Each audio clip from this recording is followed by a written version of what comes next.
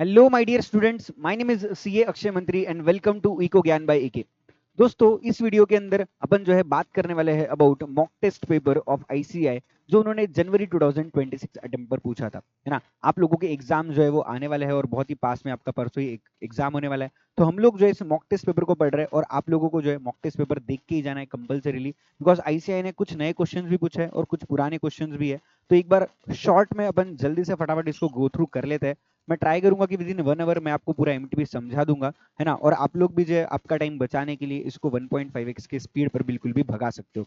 But याद रखना बच्चों कि आप लोग जो है वो पूरा का पूरा एमटीपी अच्छे से देख के जाओ, बिकॉज कुछ क्वेश्चन यहाँ पे बिल्कुल भी नए पूछे गए हैं जो एग्जाम्स में डायरेक्टली तो नहीं आएंगे, बट उसके जैसे कई और सारे क्वेश्चन आपको आ सकता है। ठीक है, तो कभी भी ऐसे ही जैसे शॉर्ट टाइम निकाल के फटाफट आप ये वीडियो से गो थ्रू कर लेना और सारा का सारा एमटीपी मैं आपको अच्छे से कवर करवा दूंगा। ठीक है, चलो बच्चों स्टार्ट करते हैं without wasting your time. That is MTB 1 of your January 2026 attempt. ठीक है, सबसे पहला सवाल जो इन्होंने पूछा ना, that is about the similarity between subprime crisis and Greece crisis. देखो, ये चैप्टर नंबर 5 बिजनेस साइकिल से आने वाला सवाल है, जहां पे अपने को कई सारे बिजनेस साइकिल के फ्लक्चुएशंस के बारे में बताया है ना। जहां पे इन्होंने बोला था कि भाई कई सारी प्रॉब्लम्स है, कई सारी डिफिकल्टीज है जो इकोनॉमी के अंदर आती है ना। और एक्चुअल में आप अगर मॉड्यूल पढ़ते हो तो आपको मॉड्यूल में सब प्राइम क्राइसिस या ग्रीस क्राइसिस इसके बारे में कोई मेंशन किया जाता नहीं है। ठीक है, बट अपने को जो है वो 1930 के बारे में, 2001 के बारे में, 2008 के बारे में दिया है, जहां पे ग्रेट इकोनॉमिक डिप्रेशन की बातें की है। सो दे वर एक्सपेक्टिंग कि आप दूसरी भी चीजें ऐसी जो उसको पढ़ के आते हो। और उन्होंने बहुत बार अपनी एमटीपी में, आरटीपी में ये क्वेश्चन पूछ लिया है और इस बार भी ये एमटीपी में पूछा गया। That is option is all of the above, है ना। High inflation leverage, low interest rates and credit expansion, ये सारी की सारी इन दोनों की क्या है, सिमिलैरिटीज है। ओके, चलो next question again chapter number 5 से। In explaining level of unemployment Keynes emphasise, है ना। लेवल ऑफ अनएम्प्लॉयमेंट को बताने के लिए केन्स ने किस चीज का यूज किया है। सो केन्स यहाँ पे जो है एग्रीगेट डिमांड की बात करते हैं कि अगर एग्रीगेट डिमांड कम हो जाएगा तो आपका जो लेवल ऑफ अनएम्प्लॉयमेंट है वो भी क्या होने लगेगा, बढ़ने लगता है। इस तरीके से अब, है ना। नेक्स्ट वो है that is about the chapter number 6 unit number 2 MPC के बारे में। An increase in marginal propensity to consume will. अगर समझो आप मार्जिनल प्रोपेंसिटी टू कंज्यूम को बढ़ा देते हो, इससे क्या होता है। अभी समझो मार्जिनल प्रोपेंसिटी टू कंज्यूम क्या होता है ना। अगर समझो किसी पर्सन ने 1 रुपया कमाया तो उसमें से वो कितना खर्चा करता है, 1 एडिशनल रुपी की कमाई का वो कितना खर्चा करता है, उसको अपन क्या बोलते हैं, मार्जिनल प्रोपेंसिटी टू कंज्यूम बोलते हैं। लेट्स से अगर मैं बोलता हूँ कि 0.8 मेरा एमपीसी है, इसका मतलब मैं 1 रुपया कमाता हूँ तो 80 पैसे जो है खर्चा करता हूँ और 20 पैसे में क्या कर लेता हूँ, बचा लेता हूँ। इस तरीके से मैं इसको बोल सकता हूँ, that is known as my MPS, है ना। तो अगर समझो मेरा मार्जिनल प्रोपेंसिटी टू कंज्यूम बढ़ने लगता है, which is known as a B, है ना, that is dependent on your induced consumption. अगर मेरा बी बढ़ने लगे तो इससे क्या होगा, इससे मेरा जो कंजम्पशन फंक्शन है, यानी कि मेरा जो एग्रीगेट डिमांड का कर्व बनता है वो कैसा होता जाएगा, स्टीपर होते जाएगा। राइट, कैसा होते जाएगा बच्चों, स्टीपर होते जाएगा और वो और भी ग्रो करने लगेगा, ऐसा अपन यहाँ पे बोल सकते हैं, है ना। अभी देखो बच्चे यहाँ पे कंफ्यूज हो सकते हैं, ये बोल सकते हैं सर यहाँ पे हमारा कंजम्पशन फंक्शन अपवर्ड नहीं हो सकता क्या, है ना। कंजम्पशन फंक्शन क्या होता है, that is A C plus I, okay, C consumption function, C is equals to A plus B Y, इसे मैं मेरा कंजम्पशन फंक्शन बोल सकता हूँ। ठीक है, कंजम्पशन फंक्शन किसे बोलेंगे बच्चों, C is equals to A plus B Y. तो मेरा जो सी है क्या वो अपवर्ड नहीं जाएगा क्या, तो बेटा सी अपवर्ड नहीं जाएगा, है ना। क्यों, क्योंकि अगर सी को अपवर्ड जाना है तो यहाँ में हमारे ऑटोनॉमस कंजम्पशन को बढ़ाना पड़ेगा। किसको बढ़ाना पड़ेगा, ऑटोनॉमस कंजम्पशन को बढ़ाना पड़ेगा, इसलिए यहाँ पे बी ऑप्शन नहीं आना चाहिए। ठीक है, चलो next, which of the main objective of tax, tax का मेन ऑब्जेक्टिव क्या है, तो सरकार अपनी कमाई बढ़ाना चाहता है, ये टैक्स का मेन ऑब्जेक्टिव होता है। ठीक है, देखो चैप्टर नंबर, यूनिट नंबर मैंने साइड में लिख रखा है, तो जहां पे जरूरी होगा, जो क्वेश्चन इंपॉर्टेंट रहेंगे मुझे ऐसा लगता है मैं वहां पे बोल दूंगा। बाकी आप लोग जो है मॉड्यूल में यहाँ पे क्वेश्चंस देखते देखते पढ़ भी सकते हो। ठीक है, कौन से चैप्टर का है क्या है। ठीक है, value of which work is added in the calculation of GDP, GDP में कौन सी आती है, वही value of goods and services produce. But love and affection में जो प्रोड्यूस होती है, जिसके लिए पैसे ही नहीं मिलते, वो जीडीपी में आती नहीं है। तो हाउस वाइफ का वर्क है वो नहीं आएगा, teacher teaching is own child तो वो भी नहीं आएगा, बिकॉज इन दोनों के लिए उनको पैसा मिलता नहीं है। ठीक है, value of resold old goods, old goods माने क्या, जब सेकंड हैंड गुड्स बेचे जाते हैं, अगर वो प्रोड्यूस ही उस साल में नहीं हुए तो उनका जो वैल्यू होगा वो जीडीपी के कैलकुलेशन में नहीं आता है। ठीक है, construction of new house by an artisan, yes ये आ जाएगा, बिकॉज ये नए नए घर की बात कर रहा है ना, this is the new production, तो ये वैल्यू ऑफ जीडीपी में कवर कर लिया जाएगा। ठीक है, next, the objective of fiscal policy of the government should be, देखो फिस्कल पॉलिसी का ऑब्जेक्टिव क्या होता है, to increase the production, to reduce inequality of income and wealth, to maintain the economic growth and all of the above. तो हमारी physical policies, physical मतलब क्या, ऐसे पॉलिसी जो हमारी गवर्नमेंट बनाती है ना, वो सारी पॉलिसीज का ऑब्जेक्टिव क्या है, ये सब है। हम जो है हमारा प्रोडक्शन बढ़ाना चाहते हैं, हम इनइक्वालिटी और कम करना चाहते हैं इनइक्वालिटी को, है ना, हम जो है वो वेल्थ बढ़ाना चाहते हैं, मेंटेनेंस ऑफ इकोनॉमिक ग्रोथ चाहते हैं, ठीक है। तो all of the above is your correct answer, ठीक है। क्वेश्चन नंबर 7, क्वांटिटेटिव रेस्ट्रिक्शंस, है ना, refer to the limits set by the countries to curb. Curb का मतलब क्या होता है, कट करना। अपन क्वांटिटेटिव रेस्ट्रिक्शंस क्यों लगा रहे हैं, क्योंकि अपने को जो है वो इंपोर्ट एक्सपोर्ट को रेस्ट्रिक्ट करना है। That is option number C is correct, ठीक है। Next is theory of mercantilism. Mercantilism का थ्योरी क्या बोलता है कि हमको एक्सपोर्ट्स को बढ़ाना है और इंपोर्ट्स को कम करना है, जिससे कि हमारी इकोनॉमी क्या हो जाएगी, स्ट्रांग हो जाएगी, ग्रोथ होने वाली है इकोनॉमी का, इसके लिए। So option number B is correct, that is encourage the exports and discourage the imports, ठीक है। क्वेश्चन नंबर 9 क्या बोला है, देखो, the quantity of dollars supplied will decrease if. Quantity of dollar supplied मतलब क्या है कि अपने कंट्री के अंदर, होम कंट्री के अंदर जो डॉलर का सप्लाई है ना, डॉलर का सप्लाई वो कम हो जाएगा, कम हो जाएगा। क्या हो जाएगा, डॉलर का सप्लाई कम हो जाएगा। कौन सा ऐसा सिचुएशन है जो अपने को ये बता रहा है जिस वजह से हमारे कंट्री में डॉलर का सप्लाई कम हो सकता है। Imports into the United states increase, है ना, यूनाइटेड स्टेट्स में अगर इंपोर्ट बढ़ जाए तो उससे हमारे कंट्री के अंदर डॉलर का सप्लाई कम हो जाएगा क्या, नहीं, इसका कोई लेना देना नहीं बनता, ठीक है। एक्सपेक्टेड फ्यूचर रेट्स फॉल्स, अगर आपको लगता है कि फ्यूचर में जाके जो करेंसी का एक्सचेंज रेट है वो क्या हो जाएगा, फॉल हो जाएगा, इससे आज आपका डॉलर का सप्लाई कम हो जाएगा क्या, नहीं, उल्टा इससे क्या होता है, बढ़ने लगता है, तो ये भी गलत हो गया, ठीक है। Interest rates in the United States falls, अगर यूनाइटेड स्टेट्स में अगर इंटरेस्ट रेट फॉल हो गए, लोग क्या करेंगे, इंडिया में पैसा लेके आएंगे और इंडिया में लाके पैसा इन्वेस्ट करेंगे, इससे अगेन हमारा डॉलर का सप्लाई क्या हो जाएगा, बढ़ जाएगा, तो ये भी गलत हो गया, ठीक है। क्या बोला, fewer US residents travel abroad, मतलब यूएस के रेसिडेंट्स बाहर घूमने कम जा रहे हैं, इससे हमारे supply, quantity of dollar supply को कमी हो सकती है क्या, यस। अगर फॉरेनर्स इंडिया में नहीं आएंगे, इंडिया में खर्चा ही नहीं करेंगे, तो इंडिया में डॉलर्स आना क्या हो जाएगा, कम हो जाएगा। So this is the reason, ये जो है वो बिल्कुल भी सही सिचुएशन बन रहा है, that is option number D, ठीक है। नेक्स्ट, EVA, है ना, digital assistance robot of HDFC bank ने एक रोबोट लगाया, एक मशीन लगाया, वो मशीन उनके लिए क्या है, वो उनके लिए कैपिटल गुड्स बन जाती है बच्चों, ठीक है।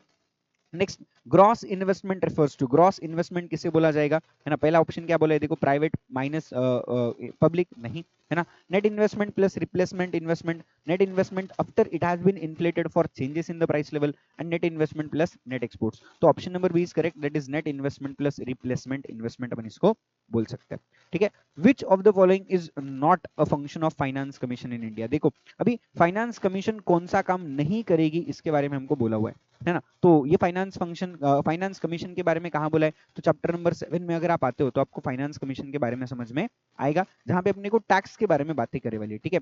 सो क्या क्या ऑप्शन दिए, देखो, devolution of income tax, devolution of excise duty, awards of grants in aid and devolution of trade tax. देखो, मेजरली ना ये यूनिट 1 में बात करते हैं, ठीक है, यूनिट 3 में नहीं करते, यूनिट 1 में बात करते हैं, ठीक है। अभी डिवोल्यूशन का मतलब क्या होता है, डिवोल्यूशन मतलब बांटना, डिवाइड करना, ठीक है। तो डिवाइड करने का काम जो है वो फाइनेंस कमीशन का तो है, बिकॉज फाइनेंस कमीशन जो है वो अपने को ये बताता है कि कोई भी जो टैक्स का रेवेन्यू आता है उसमें से कितना पार्ट सेंट्रल गवर्नमेंट किसको देने वाली है, स्टेट को देने वाली है, मतलब सेंट्रल और स्टेट टैक्स को किस तरीके से डिवाइड करेंगे, एक दूसरे को शेयर करेंगे, वो अपने को कौन बोलता है, हमको फाइनेंस कमीशन बोलता है। बट किसके बारे में, टैक्स के बारे में, that is over the income tax and excise duty, ठीक है। So awards in grants in aid वो भी उनके कंट्रोल में, वो भी वो डिवाइड करेंगे, but devolution of trade tax वो उनके कंट्रोल के बाहर है, वो उनका काम नहीं है, बिकॉज ट्रेड टैक्स के अंदर जो है हमारे सेल्स टैक्स जैसे वैट, जो वैल्यू एडेड टैक्स जो आज जो है वो जीएसटी में सबमर्ज हो चुके हैं, है ना, वो सारे टैक्स आते थे, बट द पॉइंट इज ये सारे टैक्स जो है वो स्टेट गवर्नमेंट लगाती है, कौन लगाती है बच्चों, स्टेट गवर्नमेंट लगाती है, और वो स्टेट खुद के पास ही रख लेती है, फाइनेंस कमीशन उसके कंट्रोल में वो सब नहीं आता, ठीक है। तो option number D is correct. Okay, question number 13, who is the chairman of the 16th central finance commission, that is government of India, ठीक है। अभी देखो, आपके मॉड्यूल में कहीं भी 16th सेंट्रल फाइनेंस कमीशन के बारे में बोला हुआ ही नहीं है, बिकॉज ये जो चेयरमैन है इनका अपॉइंटमेंट हुआ है in the January 2024, this is based on the general knowledge. तो ऐसे ये भी एक्सपेक्ट करती है कि आप लोग थोड़ा जनरल नॉलेज अपने पास में रखो कि 16th सेंट्रल फाइनेंस कमीशन के चेयरमैन जो है वो है हमारे डॉक्टर अरविंद पनागारिया, ठीक है, यस। तो that is option number D again correct. Okay, next, differentiated products is the characteristics of, कौन सा ऐसा मार्केट है जहां पे डिफरेंशिएटेड प्रोडक्ट बेचे जाते हैं, तो both your monopolistic competition and oligopoly, दोनों ऐसे मार्केट है जहां पे आप डिफरेंशिएटेड प्रोडक्ट बेचते हैं, यानी कि हर एक सेलर दूसरे से थोड़ा बहुत अलग जो है वो प्रोडक्ट बेचता होगा, जरूरी नहीं है कि सब लोग जो है वो सेम प्रोडक्ट बेचने वाले हैं। ठीक है। Yes, question number 15, under which market form the demand curve is steeper as compare to the monopolistic competition. कौन सा ऐसा मार्केट है जहां पे डिमांड कर्व क्या हो जाएगा बच्चों, और भी स्टीपर आएगा कंपेयर टू द मोनोपोलिस्टिक, तो वो होता है हमारे लिए मोनोपोली मार्केट। ठीक है, option number A is correct. Question number 16, which of the following cost curve is rectangular hyperbola. बच्चों रेक्टेंगुलर हाइपरबोला कहां पे आता है, आपके एवरेज फिक्स कॉस्ट कर्व में आता है। दो ही जगह आता है पूरे इकोनॉमिक्स के अंदर, हमने पहले भी बोला है, दूसरे वीडियोस में भी अगर आपने देखा होगा तो, दैट इज एक होता है आपके लिए एवरेज फिक्स कॉस्ट कर्व और एक होता है हमारे लिए यूनिटरी इलास्टिक डिमांड कर्व, है ना। यूनिटरी इलास्टिक डिमांड कर्व के केस में और हमारे एवरेज फिक्स कॉस्ट कर्व के केस में हमारा रेक्टेंगुलर हाइपरबोला कर्व बनता है। ठीक है, next, dash cost refers to actual payment made by the entrepreneur to the providers of factor services. देखो फैक्टर सर्विसेज प्रोवाइड करने वाले को एंटरप्रेन्योर जो पैसा देता है उसको बन क्या बोलते हैं, फिक्स्ड कॉस्ट बोलते हैं। कौन सा कॉस्ट बोलेंगे, फिक्स्ड कॉस्ट बोलने वाले हैं, विच इज इररिस्पेक्टिव ऑफ आपकी कुछ प्रोडक्शन आपको देना पड़ रहा है क्या, यस देना पड़ रहा है। ओके चलो, अच्छा अभी यहाँ पे इन्होंने स्पेसिफाई नहीं किया ये कौन से फैक्टर की बात कर रहा है। ठीक है, अगर इन्होंने ऐसा बोला हुआ होता कि अपन जो है वो वेजेस की बात कर रहे हैं तो अपन उसको मे बी वेरिएबल बोल सकते थे, बट इन्होंने कहीं पे ऐसा कुछ मेंशन नहीं किया है, इसलिए अपन इसको क्या बोल रहे हैं, फिक्स्ड बोल रहे हैं। ठीक है, एवरेज वेरिएबल कॉस्ट है ना can fall even when MC is rising, है ना। एवरेज वेरिएबल कॉस्ट कैसा होता है बच्चों, ये होता है आपके लिए बिल्कुल भी first falling and then rising होता है। ठीक है, और आपका मार्जिनल कॉस्ट कर्व जो है ना वो उसके पहले तो बिलो होता है और फिर उसके मिनिमम को इंटरसेक्ट करके क्या करता है, बढ़ने लगता है, which is your MC curve and AVC curve. तो क्या बोला है, AVC can fall even if, AVC क्या कर रहा है, फॉल कर रहा है, जब एमसी क्या कर रहा है, राइजिंग कर रहा है। ये सिचुएशन की बात हो रही है बच्चों। देखो बहुत ही छोटा सा इधर ध्यान देना, वो सिर्फ और सिर्फ इतने छोटे से पार्ट की बात कर रहा है ना। इस छोटे से पार्ट के अंदर हो क्या रहा है कि मार्जिनल कॉस्ट कर्व एवरेज की क्या है, नीचे है, तो इसलिए क्या ऑप्शन आना चाहिए, that is MC is less than AVC, then only this situation is possible, है ना। Which of the following is not an essential condition for the pure competition। देखो प्योर कंपटीशन के अंदर आप सबसे पहले अपन तीन चीजों की बात करते हैं ना, large number of buyers and sellers होने चाहिए, होमोजीनियस प्रोडक्ट होने चाहिए और फ्री एंट्री एंड एग्जिट होना चाहिए। तो क्या नहीं एसेंशियल है, that is absence of transport cost, ये एसेंशियल कंडीशन नहीं है। चैप्टर नंबर 4 के यूनिट नंबर 3 में ये सवाल आपको पूछा जाता है under the perfect competition market.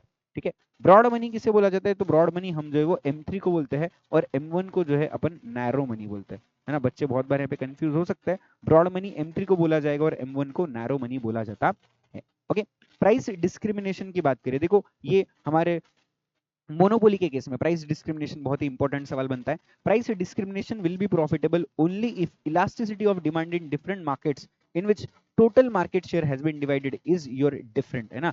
दोनों भी मार्केट में जब आपको प्राइस डिस्क्रिमिनेशन करना है तो इलास्टिसिटी दोनों भी मार्केट का क्या होना चाहिए, डिफरेंट होना चाहिए, अलग होना चाहिए, तभी हमारा डिस्क्रिमिनेशन पॉसिबल होगा। ठीक है, चलो नेक्स्ट बोला है about the market failure. Market fail क्यों होता है ना। Externalities are not accounted for in pricing and quantity decisions of firm. Most often the prerequisites of competition is unlikely to be present in the economy and prices fail to reflect the true cost and benefit of the society। तो मुझे यहाँ पे बोलना है that is all of the above, तीनों की तीनों situations बिल्कुल भी किसको रिप्रेजेंट कर रही है बच्चों, मार्केट फेलियर को रिप्रेजेंट कर रही है ना। जहाँ पे आप एक्सटर्नलिटीज को, प्रोडक्ट की प्राइसिंग वगैरह में या क्वालिटी डिसीजंस को ध्यान पे नहीं रखते हो, वहाँ पे भी मार्केट फेलियर होगा।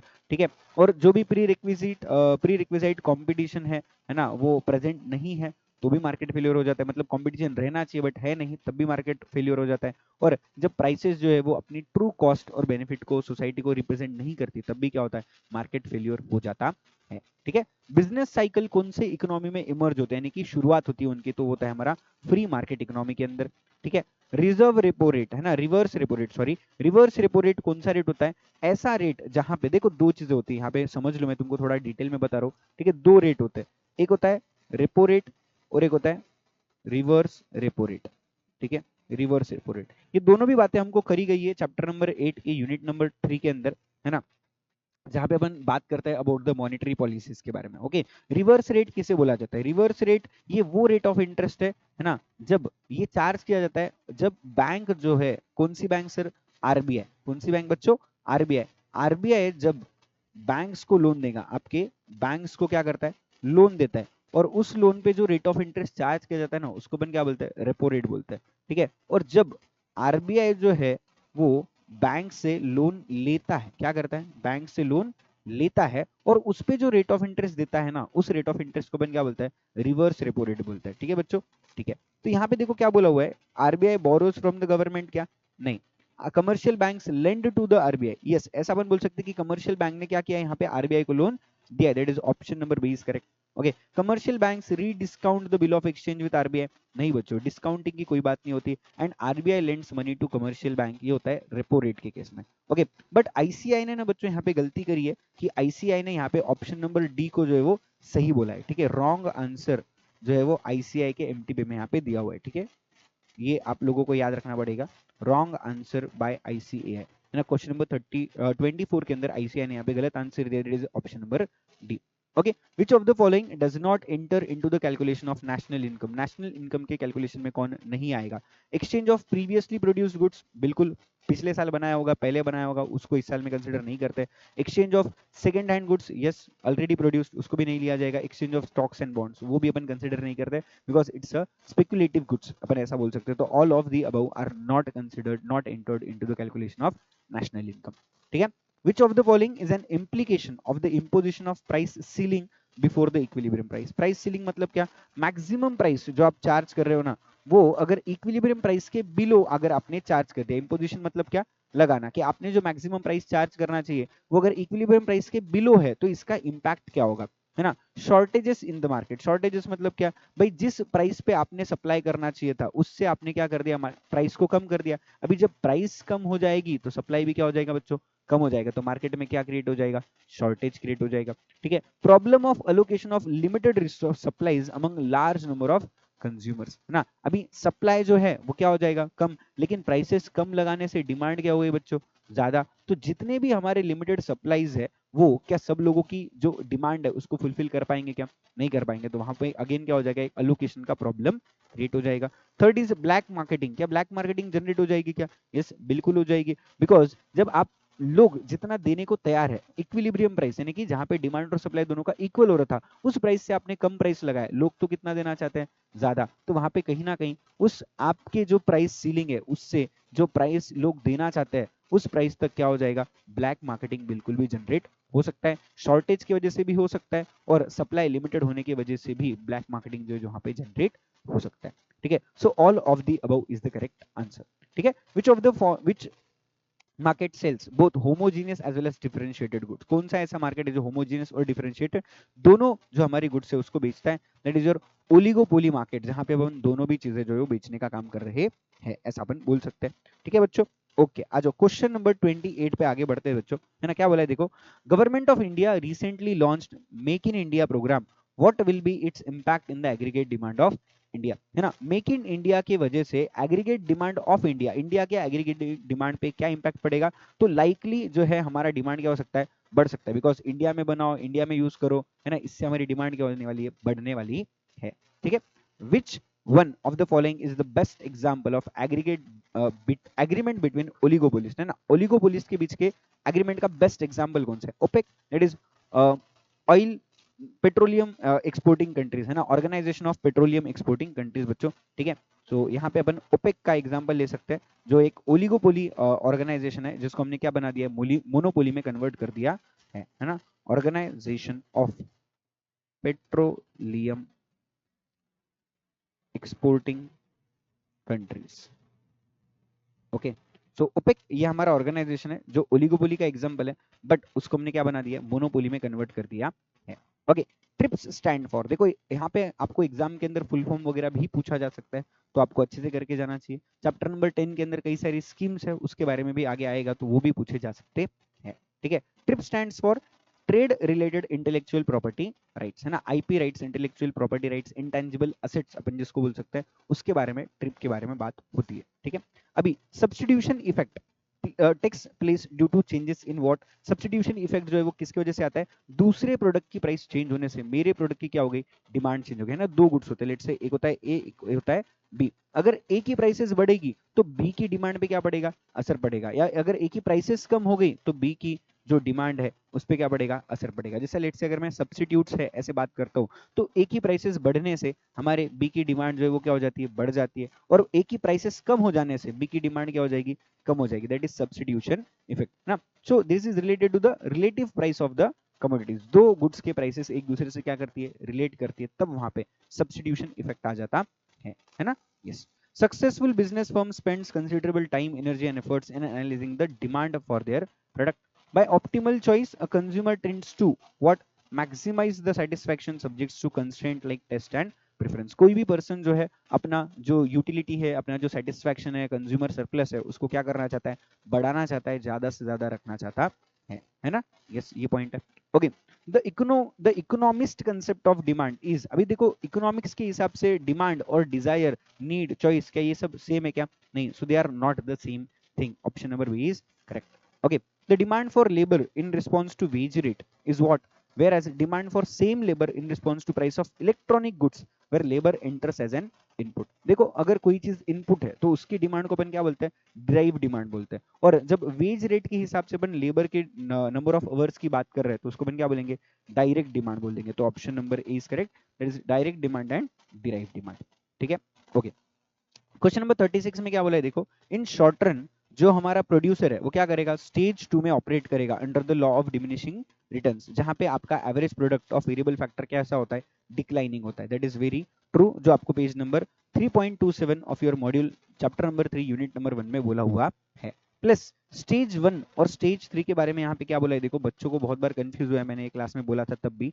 ठीक है, marginal product of the fixed and variable factors respectively are negative, ऐसी लाइन इन्होंने यहाँ पे मॉड्यूल में दी है ना। जैसा बच्चों ने बोला, सो मैं भी बोल रहा हूँ तुमको कि मॉड्यूल में ये वर्डिंग्स क्लियरली दिए वाले हैं कि इन स्टेज 3 वेरिएबल फैक्टर का जो आपका मार्जिनल प्रोडक्ट है वो कैसा होता है, नेगेटिव होता है। बट बच्चों ये भी बात समझो कि स्टेज 1 के अंदर आपका जो फिक्स फैक्टर है वो हमेशा क्या है, फिक्स है, उसको कभी आपने बढ़ाया क्या, नहीं बढ़ाया। लेकिन स्टेज 1 के अंदर आपका जो मार्जिनल प्रोडक्ट है ना वो इंक्रीजिंग भी होता है, मैक्सिमम होता है, फिर फॉलिंग भी होता है ना। बट आपका फिक्स फैक्टर क्या था, कांस्टेंट था, एक ही था, वो एडिशनल आया क्या, नहीं आया।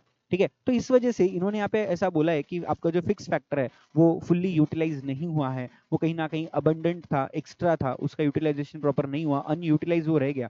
इस वजह से वहां पे उसका मार्जिनल प्रोडक्ट कैसा है, नेगेटिव है। ऐसा इन्होंने यहाँ पे इसको कंसिडर किया है और आईसीआई ने इसका आंसर दिया, that is option number B, कि दोनों भी स्टेटमेंट्स बिल्कुल भी सही है और आर ही जो है वो करेक्ट एक्सप्लेनेशन है हमारे ए के लिए। ठीक है, चलो next question number 37, which of the following groups of goods have inelastic demand, salt, smartphone, branded lipstick. देखो स्मार्टफोन, ब्रांडेड लिपस्टिक, इनका डिमांड कैसा होता है, इलास्टिक होता है।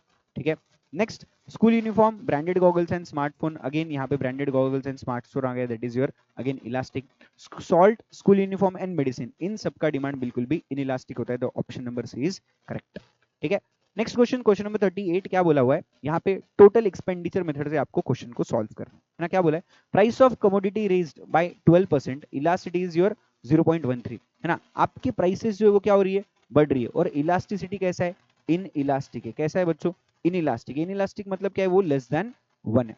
ठीक है, तो आपको पूछा गया है कि इस चीज पे होने वाला जो एक्सपेंडिचर होगा वो क्या होगा, बढ़ेगा, कम हो जाएगा, क्या हो जाएगा, इसको याद करो। ठीक है, अभी टोटल एक्सपेंडिचर मेथड के अंदर मैंने आपको एक ट्रिक बोला था, दैट इज DIIE, है ना। अगर डायरेक्ट रिलेशनशिप होगा प्राइस और एक्सपेंडिचर के अंदर तो इन इलास्टिक डिमांड, अगर इनवर्स रिलेशनशिप है तो इलास्टिक डिमांड। अभी इस क्वेश्चन में क्या दिया हुआ है अपने को, इन इलास्टिक डिमांड दिया हुआ है। इन इलास्टिक डिमांड मतलब क्या है, प्राइस और एक्सपेंडिचर में डायरेक्ट रिलेशनशिप है।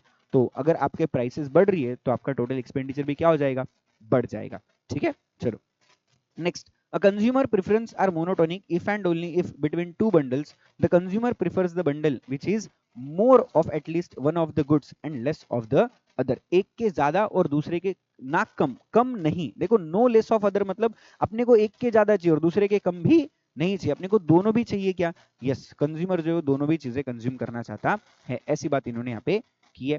ठीक है, लॉकडाउन के केस में हमको क्वेश्चन पूछा गया कोविड-19 का, क्या बोला है, देखो ये भी क्वेश्चन बहुत बार इन्होंने पूछा है एमटीपी आरटीपीस के अंदर, है ना। क्या बोला है कि कोई भी कंज्यूमर जो है वेजिटेबल वेंडर के पास जाएगा और वेजिटेबल वेंडर जो है अपने स्ट्रीट्स पे अपने प्रोडक्ट की वेजिटेबल्स बेच रहा है और वो क्या कर रहा है, प्राइसेस को बढ़ा रहा है, उसके यूजुअल प्राइसेस से भी ज्यादा में बेच रहा है, बिकॉज उसको पता है कोविड-19 है, लोग खरीदने वाले हैं। सो अपन कितना खरीदेंगे, अपन जितना खरीदता है बच्चों उतना ही खरीदेंगे। कितना खरीदेंगे, जितना खरीदता है उतना, सेम खरीदने वाले। क्यों, बिकॉज ये ऐसी चीजें जो हमारी नेसेसिटी को बिलोंग करती है। प्राइसेस कितनी भी बढ़ जाए चाहे कम हो जाए, अपने को वो चाहिए, मतलब चाहिए। तो इनका डिमांड कैसा हो जाएगा बच्चों, इन इलास्टिक हो जाएगा। कैसा हो जाएगा, इन इलास्टिक। ठीक है, तो option number C is your correct. ठीक है।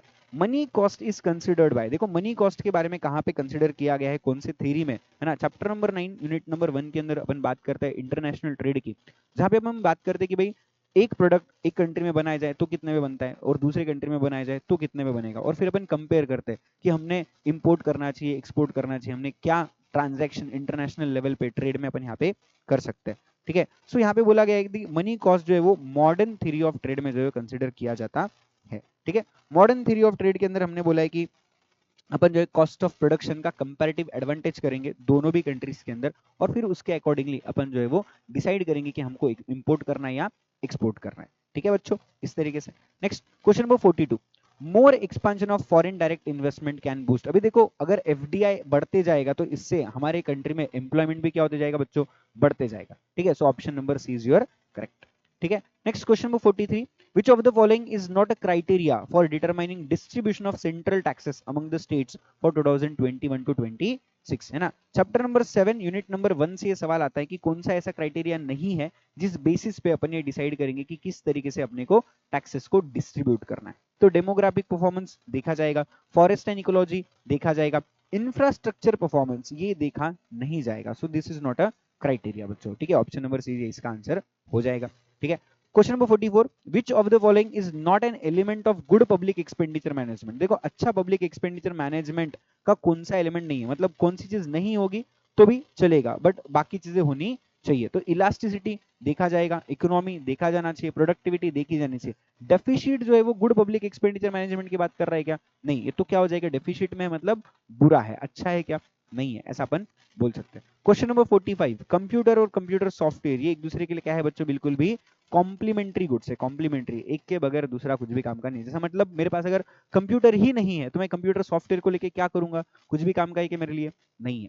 ठीक है बच्चों, okay. Next, if the amounts of two commodities purchased both increases और decreases when the price of one change, तो उनके बीच का क्रॉस इलास्टिसिटी क्या होता है बताओ बोला। मतलब क्या बोल रहा है कि अगर समझो एक प्रोडक्ट है उसकी प्राइस जो है वो चेंज हो जाती है तो दूसरे दोनों भी जो हमारे कमोडिटीज है ना, या तो उनकी डिमांड बढ़ जाएगी, मतलब ए और दो ये जो हमारे प्रोडक्ट्स है इनकी डिमांड या तो बढ़ जाएगी या तो क्या हो जाएगी, कम हो जाएगी, सेम डायरेक्शन में चलेंगे। ठीक है, मतलब अगर मैं ऐसा अज्यूम करूं कुछ देर के लिए कि मेरा जो प्रोडक्ट है ए, प्रोडक्ट ए की प्राइसेस जो है वो बढ़ जाती है, प्रोडक्ट ए की प्राइसेस बढ़ जाने से क्या हो जाएगा, प्रोडक्ट ए की डिमांड कम हो जाएगी। अभी जब ये एक दूसरे के लिए कॉम्प्लीमेंट्री है ना, तो ए की अगर डिमांड कम हो जाएगी तो बी की भी क्या हो जाएगी, कम हो जाएगी। मतलब ये एक दूसरे के लिए क्या है बच्चों, कॉम्प्लीमेंट्री गुड्स है। कैसे है ये गुड्स एक दूसरे के लिए, कॉम्प्लीमेंट्री गुड्स हो चुके हैं। अभी कॉम्प्लीमेंट्री गुड्स के केस में क्रॉस इलास्टिसिटी ऑफ डिमांड कैसा आता है बच्चों, नेगेटिव आता है, बिकॉज प्राइस और डिमांड इन दोनों के बीच का रिलेशनशिप कैसा है,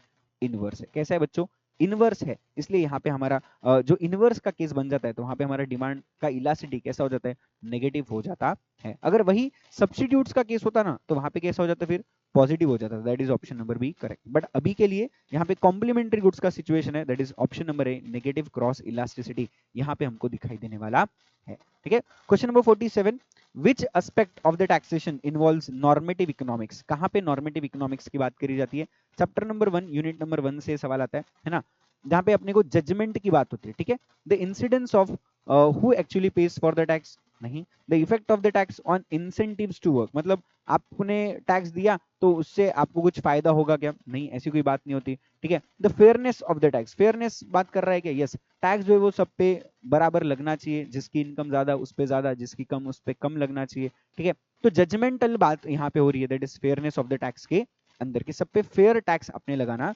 चाहिए। Okay, according to British economist J M Keynes, है ना, 1930 में जो ग्रेट इकोनॉमिक डिप्रेशन हुआ उसके पीछे का मेन रीजन क्या था, that is lower aggregate expenditure in the economy. Straight forward question है, बिल्कुल भी फिलिंग द ब्लैंक्स वाला, है ना, ये चैप्टर नंबर 5 से पूछा गया। Okay, question number 49, when real income rather than money income is kept constant in drawing a consumer's demand curve for a commodity, demand curve is negatively sloped। अभी क्या बोला है बच्चों, थोड़ा समझने की कोशिश करो। देखो इनकम को इन्होंने दो टाइप में बोला, एक तो बोला रियल इनकम और एक बोला मनी इनकम। मनी इनकम मतलब क्या कि आपकी एक्चुअल इनकम बढ़ जाना। मनी इनकम किसे बोला जाता है बच्चों, एक्चुअल इनकम बढ़ जाना। जैसे लेट से अगर मैं पहले जो है वो 50,000 रुपए महीना कमा रहा था पर मंथ, है ना, और अभी मैं जो है वो 80,000 रुपए पर मंथ कमाता हूँ। ओके, तो ये क्या हो गया, this is my real money income, कि मेरा इतना कमाई है ना, ये मेरा मनी इनकम है कि हर महीने मुझे कितना पगार मिल रहा है। ठीक है। रियल इनकम किसे बोला जाता है? रियल इनकम मतलब क्या कि कोई चीज अगर सस्ती हो गई तो अभी मैं वो सस्ते में खरीद सकता हूँ और मेरे पास कुछ पैसा बच जाएगा। लेट्स से एग्जांपल लेते हैं, है ना। कोई चीज मैं खरीदने जाता हूँ, बात करते हैं बच्चों एप्पल्स के बारे में। एप्पल्स जो है वो पहले 100 रुपीज केजी थे। कितने थे? 100 रुपीज पर किलो मुझे मिलते थे और मैं यहाँ पे लेट से 2 किलो खरीदता था। कितना किलो? 2 किलो। तो मेरा खर्चा कितना हो गया? 200 रुपए मेरा खर्चा हो गया। वही अगर समझो आज के डेट में करंट सिचुएशन के अंदर एप्पल जो है वो कितने का हो गए बच्चों? 50 रुपए पर केजी हो गए। कितने हो गए? 50 रुपए पर केजी हो गए। अभी मुझे 2 किलो खरीदने, तो मेरा खर्चा कितना हो जाएगा बच्चों? 100 रुपीज इज माई एक्सपेंस। पहले कितना खर्चा होता था? 200 रुपए। अभी कितना हो रहा है? 100 रुपए। तो यहाँ पे बैलेंस जो है मेरे पास कितना बच जाएगा? 100 रुपए। ऐसा मैं बोल सकता हूँ क्या? यस। तो मेरे 100 रुपए पहले के हिसाब से अभी क्या हो रहे? बच रहे। सो दैट 100 रुपीज जो मेरा कम खर्चा अभी होने वाला है उसको क्या बोला जाता है? Real income. देखो रियल इनकम सच में आपकी कोई कमाई नहीं है, बस ये क्या है? ये आपके खर्चे का रिडक्शन है। आपके खर्चे अगर कम होते हैं उसको अपन क्या बोलते हैं? रियल इनकम बोल सकते हैं। अभी मुझे बताओ कि इससे क्या फर्क पड़ेगा? इससे डिमांड कर्व पे क्या फर्क पड़ेगा? कुछ नहीं पड़ेगा, है ना। अगर उतने ही पैसे मेरे पास रहेंगे तो मैं क्या कर सकता हूँ? वो भी 100 रुपए से और 2 किलो खरीद सकता हूँ। मतलब मेरी डिमांड क्या हो जाएगी? बढ़ जाएगी। तो यहाँ पे यही बात होती है कि प्रोडक्ट की प्राइसेस कम होने से उनकी डिमांड क्या हो जाती है? बढ़ जाती है। Reasons justifying downward sloping demand curve का कंसेप्ट यहाँ पे आप पे टेस्ट किया गया है कि आप उसको कितने अच्छे से समझते हो। रियल इनकम के बारे में, मनी इनकम के बारे में, वो आपको यहाँ पे टेस्ट कर रहा है। ठीक है। जैसे हमने रैशनल्स बिहाइंड लॉ ऑफ, जहां जहां पे हमने बात की है rational behind downward sloping demand curve, उसके अंदर फर्स्ट पॉइंट आता है that is price effect. And price effect के अंदर अपन बात करते हैं अबाउट द इनकम इफेक्ट। तो वो इनकम इफेक्ट को कंसेप्ट जो है वो यहाँ पे आपसे पूछा गया है। दैट इज डिमांड कर्व इस केस में हमेशा क्या होगा आपका? हमेशा ऑलवेज नेगेटिवली स्लोप्ड ही आने वाला है और वो डाउनवर्ड स्लोपिंग ही बनेगा बच्चों। ठीक है। बिकॉज जैसे जैसे आपकी रियल इनकम बढ़ रही थी, आप क्या करोगे भाई? उतने भी पैसों का आप खरीद लोगे तो आपको ज्यादा क्वांटिटी मिल सकता है। प्राइस ड्रॉप होने से क्वांटिटी ज्यादा मिल जाएगा, ऐसा इनको यहाँ पे बोलना है। और ये हमेशा होगा। ठीक है। ये कब होगा? हमेशा होने वाला है। ठीक है। ऑलवेज आपका डिमांड कर्व यहाँ पे नेगेटिवली स्लोप्ड होता है। ठीक है। Question number 50, which of the following is not an internal economies of scale, है ना। चैप्टर नंबर 3 यूनिट नंबर 2 से ये सवाल आपको पूछा गया इंटरनल इकोनॉमीज के बारे में। That is economies due to localization of industries का। ये बिल्कुल भी हमको यहाँ पे सवाल पूछा गया है ना। यस। यहाँ पे हमारे 50 क्वेश्चंस पूरे हो जाते हैं बच्चों। बहुत ही अच्छे से अपन हर एक क्वेश्चन को जहां पे रिक्वायर्ड है वहां पे अपन डिटेल एक्सप्लेनेशन भी ले रहे हैं, है ना। अगर आपको ये वीडियो पसंद आ रहा है, जो भी आपके दोस्त है जो जनवरी में एग्जाम देने वाले हैं, आगे भी कभी एग्जाम ये दे रहे हैं, आप वीडियो देख रहे हो, जरूर अपने दोस्तों के साथ में वीडियो शेयर करो, जिससे उनको भी ये कई सारे क्वेश्चन क्लियर हो जाएंगे। जो भी उनके डाउट्स है वो सारे के सारे यहाँ पे सॉल्व हो जाएंगे। और वीडियो पसंद आया हो तो वीडियो को लाइक करो, चैनल को सब्सक्राइब करो ऐसे ही और वीडियोस देखने के लिए। और बिल्कुल कमेंट करना मत भूलो, है ना। आपके कमेंट से मुझे मोटिवेशन आता है कि मैं और ऐसे वीडियोस आप लोगों के लिए बना के अपलोड करूं। ठीक है बच्चों, चलो आगे बढ़ते हैं और फटाफट क्वेश्चन नंबर 51 से लेके 100 तक अपन बिल्कुल भी यहाँ पे फटाफट खत्म कर देंगे बच्चों। ठीक है। Question number 51, mathematical relationship showing the maximum output that can be produced by each and every combination of input is called user production function. कि मैं कितने इनपुट्स लेके कितना आउटपुट बना सकता हूँ, दैट इज मैक्सिमम मैं जो जनरेट कर सकूं, उसे क्या बोलते हैं? प्रोडक्शन फंक्शन बोलते हैं, है ना। In economics chapter number 4 unit number 1 का सवाल है, क्लासिफिकेशन ऑफ मार्केट किस पे बेस किया जाता है? तो वो time, geographical area, volume of business, हर चीज पे बेस करता है क्या बच्चों? Yes, all of the above आपका आंसर बन जाता है ना। क्वेश्चन नंबर 5, चैप्टर नंबर 5 से 53 क्वेश्चन क्या बोला है? Peak is the later stage of expansion. Peak जो है वो एक्सपेंशन के बाद में आता है। जैसे अपन ये बात करते हैं ना, peak, expansion, peak, contraction, trough, expansion, peak, contraction, trough, ये अपना सिचुएशन बनता है, सीक्वेंस बनता है। ठीक है। Next question number 54, repercussion of business cycle gets what felt on nearly all economic variables, है ना। रिपरक्यूशन ऑफ बिजनेस साइकिल मतलब क्या है? कि बिजनेस साइकिल के अंदर जो भी सारे फ्लक्चुएशंस है वो क्या होते रहते हैं? साइमल्टेनियसली चलते रहते हैं। तो एक के पीछे एक के पीछे एक आते रहेंगे क्या? यस, सीक्वेंस उनका जैसा है वैसा ही चलते रहेगा, वो कभी रुकने वाला नहीं है। ठीक है। Yes. In order to influence the spending on the goods and services in the short run, dash is directed at directly influencing the interest rate. देखो इंटरेस्ट रेट को इन्फ्लुएंस करने की बातें कहाँ होती है? मॉनिटरी पॉलिसीज में होती है। कहाँ होती है बच्चों? मॉनिटरी पॉलिसीज में होती है ना। जिससे अपन अपने गुड्स और सर्विसेज के ऊपर होने वाले खर्चे को क्या कर सकता है? चेंज कर सकता है। ठीक है। ओके। नेक्स्ट क्वेश्चन नंबर 56 में क्या बोला हुआ है? Consider the following situation and correct answer बताओ। असर्शन क्या दिया है देखो, in the short run under perfect competition given the market demand and market supply, मतलब इंडस्ट्री की बात कर रहे हैं। ठीक है। वो इक्विलिब्रियम में तब आएगा at that price which clears the market. Clears the market मतलब मार्केट में जितना भी डिमांड है जितना भी सप्लाई, दोनों क्या हो जाएंगे, इक्वल हो जाएंगे। मतलब मार्केट में कोई भी बचने वाला है क्या, नहीं। उस सिचुएशन को अपन क्या बोलते हैं, मार्केट क्लियर हो जाना बोलते हैं। ठीक है, यानी कि डिमांड और सप्लाई दोनों भी फुलफिल हो गए, कुछ बैलेंस बचा नहीं है।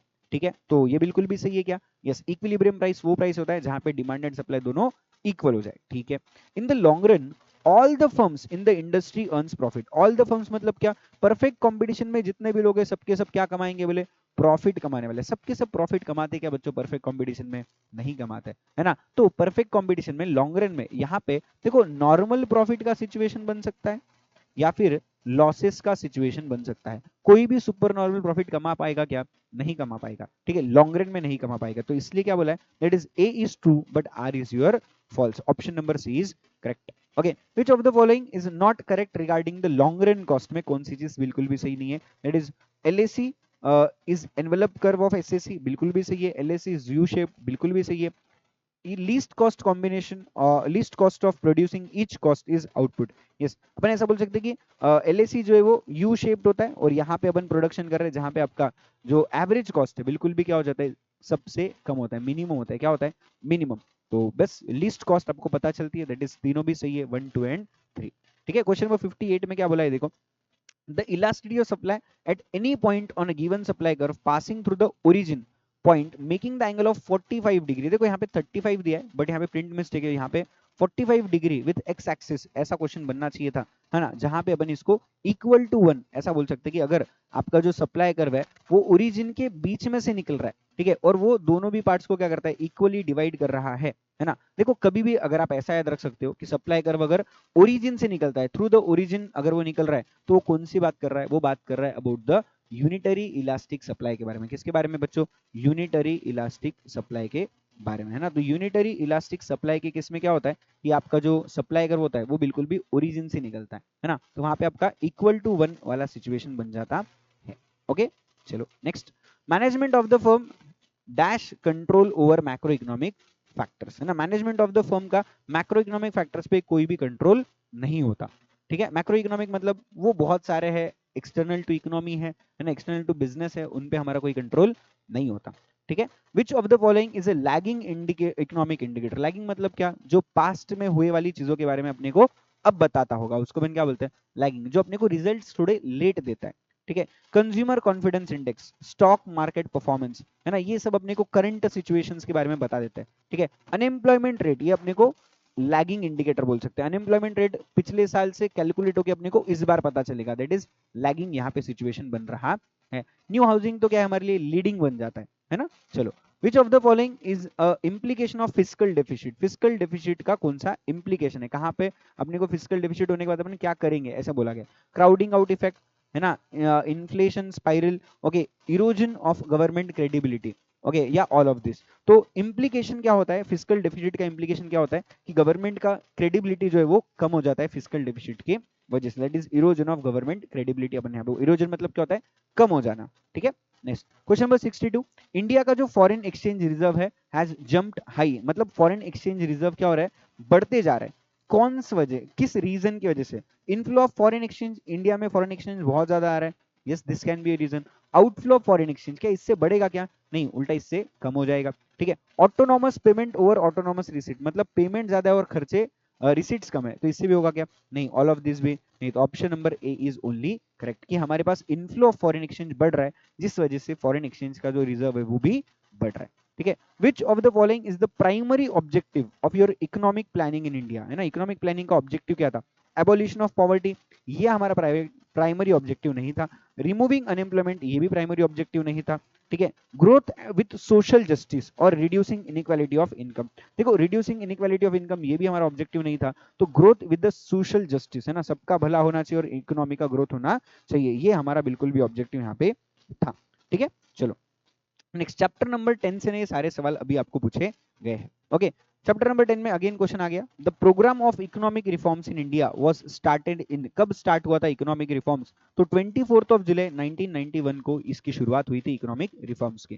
ठीक है, इम्प्योर पब्लिक गुड्स किसे बोला जाता है, देखो बच्चों हमने जो है ना चैप्टर नंबर 7 यूनिट नंबर 2 के अंदर public goods, pure public goods, है ना, या फिर प्राइवेट गुड्स, इनके बारे में पढ़ा है। What is impure public goods? Impure मतलब अच्छा नहीं है, प्योर पब्लिक गुड्स मतलब जो प्योर पब्लिक ही है उसको अपन क्या बोलते हैं? Pure public. इम्प्योर मतलब कहीं ना कहीं थोड़े वो पब्लिक नहीं है ना। मतलब इम्प्योर के अंदर क्या होता है? पब्लिक एंड प्राइवेट, इन दोनों का कॉम्बिनेशन हो जाता है। इन दोनों का क्या हो जाता है बच्चों? कॉम्बिनेशन। उसको अपन क्या बोलते हैं? जिसमें कुछ कैरेक्टर्स किसके? प्राइवेट के भी है, उसको अपन क्या बोलते हैं? इम्प्योर पब्लिक गुड्स बोलते हैं, है ना। So a package of public and private goods को अपन क्या बोलते हैं? इम्प्योर पब्लिक गुड्स बोल सकते हैं, which are not private, which are not public, है ना, they are package of both. Okay. REER, real effective exchange rate, किस तरीके से डिटरमाइन किया जाएगा, है ना। Weighted average of forward exchange rate, नहीं बच्चों, है ना। Nominal rate charge for the interest, नहीं। Nominal effective exchange rate adjusted for the inflation, yes. And real effective है ना, तो रियल मतलब क्या है? नॉमिनल को अपन क्या करेंगे? इन्फ्लेशन के साथ एडजस्ट कर देंगे तो क्या बन जाएगा? रियल बन जाएगा। देखो नॉमिनल है ना अपने को करंट की बात करता है, रियल अपने को बेस ईयर के हिसाब से बात करता है। तो इन्फ्लेशन जब एडजस्ट कर दिया जाए तो क्या बन जाएगा? नॉमिनल से रियल बन जाएगा बच्चों, ठीक है। Option number C is correct. Brownfield investment refers to what? Building new infrastructure, नहीं, उसको अपन न्यू इन्वेस्टमेंट्स बोल सकते हैं, ठीक है, ब्राउन नहीं बोलेंगे। इन्वेस्टिंग इन एग्रीकल्चर, नहीं, वो तो ग्रीन हो हिसाब, ग्रीन रिवोल्यूशन हो जाएगा, ठीक है। बाइंग और leasing existing setups, yes, existing कुछ है उसको अपन ने खरीदना है, बेचने का काम किया है तो क्या हो गया? ब्राउन हो गया, ठीक है। अगर फर्स्ट टाइम करते तो क्या होता है? ग्रीन बन जाता है बच्चों, ठीक है। यस, तो option number C is correct.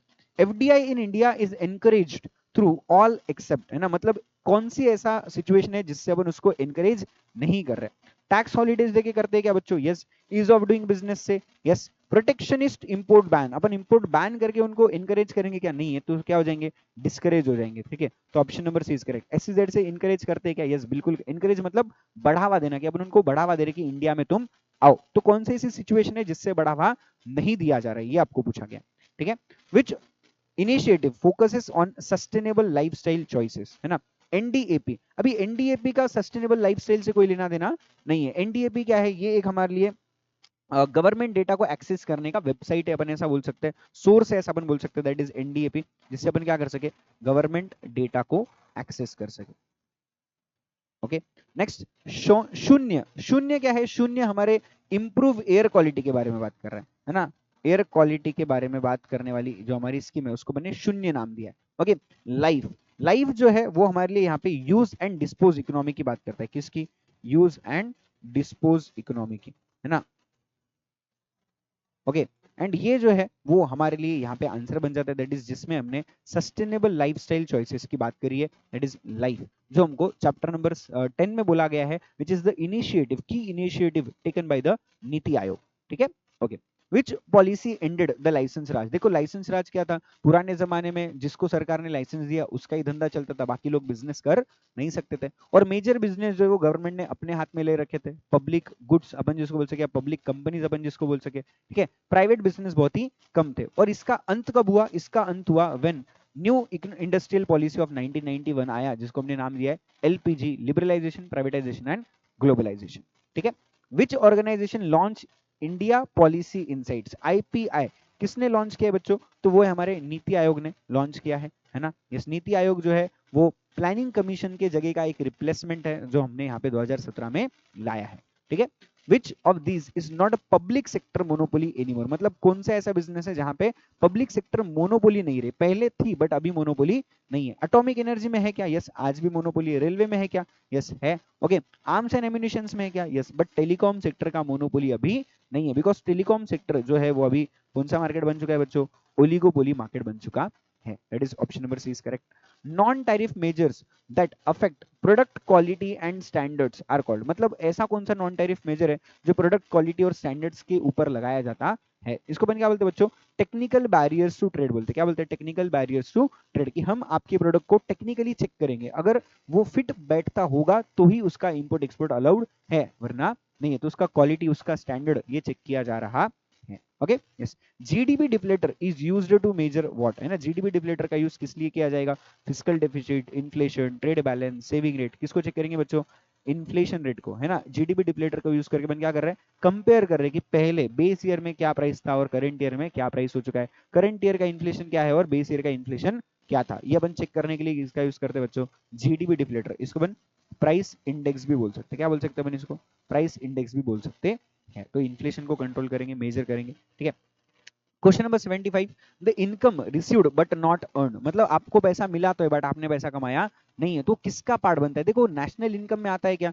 नहीं आता, बिकॉज ये आपने कमाई नहीं है। पर्सनल इनकम में आता है क्या? यस आ जाएगा। फैक्टर इनकम में आएगा क्या? नहीं। डिस्पोजेबल इनकम में नहीं आएगा, बिकॉज डिस्पोजेबल इनकम से अगेन नेशनल इनकम से ही आपकी डिस्पोजेबल इनकम निकलती है ना। अगर पर्सनल डिस्पोजेबल इनकम बोला है तो वो पार्ट बन सकता था, बट यहाँ पे personal income this is the more correct, जहां पे अपन क्या करते हैं, नेशनल इनकम प्लस आपकी income received but not earned less income earned but not received अपन यहाँ पे करते हैं। ओके चलो next, mixed income of the self employed include, देखो मिक्स्ड इनकम में क्या इंक्लूड करेंगे ऐसा अपन बोल रहे हैं। So rent and interest only नहीं, वेजेस ओनली नहीं, बिकॉज ये दोनों मिक्स्ड इनकम का पार्ट नहीं है ना, तो ऑलरेडी आपने कमाया होगा तब आपको मिल रहा है, ठीक है। Capital and labour income that can not be separated, capital और लेबर की ऐसी कौन सी, मतलब अगर समझो कैपिटल और लेबर दोनों एक साथ में है तो उसको कौन से कैटेगरी में डालेंगे अपन? तो ना इंटरेस्ट कैटेगरी में डाल रहे ना वेजेस कैटेगरी में डाल रहे, तो उसको कहां डाल देंगे अपन? मिक्स्ड इनकम में डाल देंगे, ऐसा उन्होंने बोला है। तो सेल्फ एम्प्लॉयड का जो भी कैपिटल और लेबर का इनकम है उसको अपन सेपरेट नहीं कर पा रहे, ठीक है, उसको कहां करेंगे अपन? मिक्स्ड इनकम में कंसिडर कर लेंगे, ठीक है। चलो नेक्स्ट, मॉरल हजार्ड किसे? मॉरल हजार्ड मतलब क्या है? अपने को मालूम है, अपन खुद से जो है पता होने के बाद में क्या कर रहे हैं, कुछ तो गेम कर रहे हैं, तो उसको अपन क्या बोलते हैं? मॉरल हजार्ड बोलते हैं, ठीक है। Risk taking due to insurance cover, मेरे पास इंश्योरेंस कवर है इसलिए मैं क्या कर रहा हूं, अभी जिंदगी में ज्यादा रिस्क ले रहा हूं, इसको मैं मॉरल हजार्ड बोल सकता हूं क्या? यस, जानबूझ के आप गलती कर रहे हो, ठीक है। So option number A is correct. Uniform pricing, externalities, high subsidies, ये मॉरल हजार्ड के सिचुएशंस नहीं है। Chapter number 7 unit number 2 asymmetric information में ये हमारा पार्ट बन जाता है, बहुत इंपॉर्टेंट है बच्चों, पढ़ के जाना चाहिए, ठीक है। क्वेश्चन नंबर 78, विच, कहां गया, which exchange rate regime is adopted by the highest number of IMF members? IMF मतलब इंटरनेशनल मॉनेटरी फंड के जो मेंबर्स है ना, उन्होंने कौन सा एक्सचेंज रेट रिजिम ज्यादा अडॉप्ट किया? देखो चैप्टर नंबर 9 यूनिट नंबर 4 का ये सवाल है, जहां पे उन्होंने सॉफ्ट पेग के बारे में बात की कि सॉफ्ट पेग का जो एक्सचेंज रेट है, अभी देखो सॉफ्ट पेग क्या होता है और हार्ड पेग क्या होता है। हार्ड पेग मतलब सर बहुत स्ट्रॉन्ग माल एकदम, ऐसा आपने 90 90 चला ली उसको सॉफ्ट पे मतलब हार्ड पेग बोलेंगे, और 30 चलाए तो सॉफ्ट पे बोलेंगे, ऐसी बात है क्या? नहीं है ना, गलत बात नहीं कर रहे, दारू नहीं पीनी अपने को आज, ठीक है, बिल्कुल भी पढ़ाई की बात कर रहे हैं। देखो क्या बोला है, सॉफ्ट पेग मतलब ऐसा एक्सचेंज रेट, ओके, आप लोगों के पास भी अगर आप लिखना चाहो तो ये लोग लिख सकते हो, ठीक है। सॉफ्ट एक्सचेंज रेट के सॉफ्ट पेग किसे बोला जाता है? जहां पे exchange rate demand and supply के ऊपर डिसाइड होगा। किसके ऊपर डिसाइड होगा? डिमांड एंड सप्लाई के ऊपर डिसाइड होगा, यानी कि मार्केट फोर्सेस से डिसाइड किया जाएगा। किससे डिसाइड किया जाएगा बच्चों? मार्केट फोर्सेस से, उसको अपन क्या बोलते हैं? Soft peg. हार्ड पेग किसे बोला जाएगा? जहां पे एक्सचेंज रेट उस कंट्री की जो भी सेंट्रल बैंक होगी वो क्या कर देगी? फिक्स कर देगी, ठीक है, उसको अपन क्या बोलते हैं? Hard peg. तो मोस्ट ऑफ द कंट्रीज ने कौन सी पॉलिसी को अडॉप्ट किया है? सॉफ्ट पेग को अडॉप्ट किया हुआ है, ठीक है। The U shape of the short term average cost curve is due to, U shape क्यों आता है short term average cost curve को? That is due to what? Due to fixed inputs? नहीं, ठीक है। Increasing and then diminishing returns, देखो U shape कैसा होता है देख लेते हैं। तो एवरेज कॉस्ट कर्व आपका पहले फॉल करता है, फिर मिनिमम को फिर मैक्सिमम होने लगता है, तो it is due to increasing and diminishing returns. Initially आपके जो रिटर्न्स है वो बढ़ने लगता है, फिर धीरे धीरे वो कम कम होने लगता है, उस वजह से यहाँ पे हमारा short term average cost curve U shape दिखाई देता है, ठीक है। Okay, question number 80, which of the following cost is not considered while calculating the accounting cost? Accounting cost में कौन सी चीज नहीं आएगी? रेंट पेड आएगा क्या? बिल्कुल आएगा। सैलरी आएगा क्या? आएगा। Interest on borrowed fund, borrowed मतलब मैंने किसी से लोन लाया और उसको इंटरेस्ट दिया, वो आएगा क्या? बिल्कुल आएगा। नॉर्मल प्रॉफिट क्या मेरे अकाउंटिंग कॉस्ट का पार्ट बनते हैं क्या? नहीं, ये मेरे अकाउंटिंग कॉस्ट में नहीं आते, ये मेरे इकोनॉमिक कॉस्ट का पार्ट बन सकते थे बट अकाउंटिंग में नहीं आते, तो option number D is your correct, ठीक है। क्वेश्चन नंबर 81, 20 एमसीक्यू बच्चों और हमारे बाकी है, और 48 मिनट्स अभी हो गए, और बहुत ही अच्छे तरीके से हमने 50 मिनट में ही यहाँ पे हमारे 80 क्वेश्चंस कवर कर लिए, और एक 10-15 मिनट देंगे तो हमारे 20 क्वेश्चंस पूरे के पूरे कवर यहाँ पे हो जाएंगे। बच्चों फटाफट चलते हैं without wasting your time, I know आपका टाइम बहुत ज्यादा प्रीशियस है बिकॉज एग्जाम सर पे आ चुके हैं, ठीक है। चलो, trough in the business cycle indicates, trough क्या बताने का काम कर रहा है? The highest level of economic activity? नहीं, ट्रफ कहां पे आता है? बिल्कुल भी लोएस्ट लेवल पे आ जाता है, ठीक है। A period of zero unemployment? नहीं, ये अगेन फुल अनएम्प्लॉयमेंट अपन यहाँ पे बोल सकते हैं बिकॉज लोग भर भर के अनएम्प्लॉयड हो जाएंगे, ठीक है। So the lowest point of economic decline, yes, यहां से और डिक्लाइन होना पॉसिबल नहीं है, यहां से अभी क्या होगा? फिर हमारा एक्सपांशन का शुरुआत होने वाला है, ओके चलो, तो lowest point of economic decline option number C is correct. In 4 sector model which of the following is not a leakage, कौन सा लीकेज नहीं है फ्रॉम द सर्कुलर फ्लो, अपने को ये बोलना है। देखो, सेविंग लीकेज करता है क्या, बिल्कुल करता है। इन्वेस्टमेंट लीकेज करता है क्या, नहीं। इन्वेस्टमेंट मतलब पैसा लगाना, ये लीकेज नहीं, ये क्या हो गया, इंजेक्शन हो गया, पैसा लगाया जा रहा है। सेविंग मतलब पैसा निकालना, तो investment is a injection not a leakage. Import से क्या होता है, इंपोर्ट से अपना पैसा दूसरी कंट्री में चला जाता है, तो ये क्या हो जाएगा, फिर से लीकेज हो जाएगा बच्चों, ठीक है। Option number B is correct. When income increases and APC decreases, मतलब आपकी इनकम जो है वो क्या हो रही है, बढ़ रही है, और आपका एवरेज प्रोपेंसिटी टू कंज्यूम जो है वो क्या हो रहा है, कम होते जा रहा है। इसका मतलब क्या है, ऑटोनॉमस कंजम्पशन बढ़ रहा है बच्चों, नहीं, ऐसा पॉसिबल ही नहीं है। Okay, marginal propensity to consume आपका बढ़ रहा है क्या, नहीं। अगर एपीसी कम होगा तो एमपीसी भी कम ही होगा obviously. Consumption is growing slower than income, अपन ऐसा बोल सकते हैं कि आपका एवरेज प्रोपेंसिटी टू कंज्यूम कम हो रहा है, ऐसा नहीं बोला जीरो हो गया, क्या हो रहा है, कम हो रहा है, मतलब वो भी कहीं ना कहीं ग्रोइंग है, बट उसका ग्रोथ रेट क्या हो चुका है, इनकम से कम हो चुका है। That is option number C is correct, ठीक है। The formula for investment multiplier, chapter number 6 unit number 1 में आता है फॉर्मूला, के का फॉर्मूला क्या है, 1 divided by 1 minus B, that is 1 divided by 1 minus MP C, अपन इसको बोल सकते हैं, because B is nothing but what your MP C. Okay, subsidy on goods with positive externality, देखो अगर पॉजिटिव एक्सटर्नलिटी क्रिएट करने के लिए अपन किसी चीज पे सब्सिडी दे रहे, इसका मतलब अपन क्या कर रहे हैं, उस प्रोडक्ट की प्राइसेस को कम कर रहे हैं, तो option number C is your correct, ठीक है। What is the liquidity trap, अभी लिक्विडिटी ट्रैप क्या होता है, देखो बच्चों हमने यहाँ पे interest rate and money demand की बात करी थी, ठीक है। अगर समझो इंटरेस्ट रेट कम कम होते जाएगा तो आपका जो मनी सप्लाई है, सॉरी, ओके, वो क्या होते जाएगा, बढ़ते जाएगा। क्या आपके पास में पैसा कितना रहेगा, बहुत लोग क्या करेंगे, अपने घर पे पैसा रख लेंगे, मनी डिमांड को क्या कर देंगे, लोग बढ़ा देंगे, घर पे पूरा पैसा रखेंगे, किसी को देने वाले क्या, नहीं देने वाले, ठीक है। So money becomes illiquid due to inflation, नहीं। Money supply becomes ineffective at the zero rate of interest, okay. या फिर interest rate becomes infinite and bonds have negative yield, देखो इंटरेस्ट रेट इन्फिनाइट हो रहा है क्या, नहीं, वो तो जीरो होते जा रहा है, कम कम होते जा रहा है। बॉन्ड्स रेट के नेगेटिव होते जा रहे हैं क्या, नहीं, उसकी यील्ड भी नेगेटिव नहीं हो रही है, तो option number B is correct, that is money supply becomes ineffective at the zero interest rate. यहाँ पे मनी सप्लाई क्या हो जाएगा, बिल्कुल भी इनइफेक्टिव हो जाएगा, कुछ भी काम का रहेगा क्या, नहीं रहेगा। ऐसे हमारा मनी डिमांड के केस में चैप्टर नंबर 8 यूनिट नंबर 1 में ना हमको यहाँ पे लिक्विडिटी ट्रैप वाला सिचुएशन बनता हुआ दिखाई देता है। Okay, which one is not true about the merit goods, merit goods के बारे में कौन सी चीज सही नहीं, मेरिट मतलब क्या, अच्छी चीज है, जो इकोनॉमी में अच्छे काम होते हैं उसको मेरिट बोलते हैं।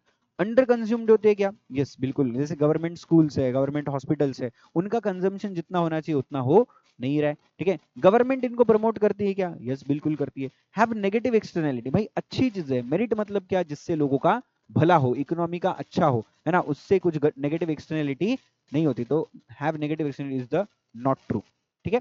विच theory introduce the idea of interest rate influencing money demand, है ना, इंटरेस्ट रेट से मनी डिमांड इन्फ्लुएंस होगा, ये आइडिया कौन से थ्योरी में दिया है, that is Fisher's theory, Cambridge approach, Keynesian theory और नन ऑफ दिस। तो केनीशियन थ्योरी के अंदर अपने को ये बात बोले वाली है कि इंटरेस्ट रेट की वजह से मनी डिमांड फ्लक्चुएट होता है। केन्स थ्योरी अपन जिसको बोल के फेमस है ना, जहां पे हमने बोला है about the speculative demand, about your, जहाँ पे अपन सेविंग की बात करते हैं, कंजम्पशन डिमांड की बात करते हैं ना, तो तीन वहां पे हमने को अलग अलग अप्रोच यहाँ पे दिए वाले है in case of Keynesian theory. Okay, speculative demand becomes perfectly elastic, देखो स्पेकुलेटिव डिमांड परफेक्टली इलास्टिक कब हो जाएगा, परफेक्टली इलास्टिक मतलब क्या, आपका बिल्कुल भी एक स्ट्रेट मनी डिमांड वहां पे क्रिएट होना, ये कब हो सकता है, जब बॉन्ड प्राइसेस फॉल हो जाएगी, या जब इंटरेस्ट रेट जीरो हो जाएगा, या फिर जब आपका इन्फ्लेशन रेट जीरो हो जाएगा। तो अपन ऐसा बोल सकते हैं कि जब आपका इंटरेस्ट रेट जीरो हो जाए ना, तब आपका मनी डिमांड बिल्कुल भी क्या हो जाएगा, कांस्टेंट होने वाला है, बिल्कुल भी स्पेकुलेटिव हो, परफेक्टली इलास्टिक होने वाला है, ठीक है। Yes, which tool is to absorb liquidity by RBI, है ना, आरबीआई लिक्विडिटी एब्जॉर्ब करने के लिए कौन से टूल का इस्तेमाल करता है, reverse repo, repo, bank rate, CRR. तो यहाँ पे अपने को देखो लिक्विडिटी को एब्जॉर्ब करना है, इकोनॉमी से पैसा निकालना है, तो आरबीआई क्या करेगा, आरबीआई बैंक रेट का यूज करेगा और रेट ऑफ इंटरेस्ट को बढ़ा देगा, जिससे कि पूरा पूरा पैसा आरबीआई के पास आ जाए, मार्केट से लिक्विडिटी कम हो जाए, ठीक है। सीआरआर से रिजर्व क्रिएट होता है, रेपो रेट से बैंक लोन लेती है ना, आरबीआई लोन मतलब बैंक्स को लोन देती है, और रिवर्स रेट से बैंक लोन लेती है, ठीक है। सो सॉरी, यहाँ पे बैंक रेट नहीं है, हमको को बोलना पड़ेगा, that is reverse repo rate.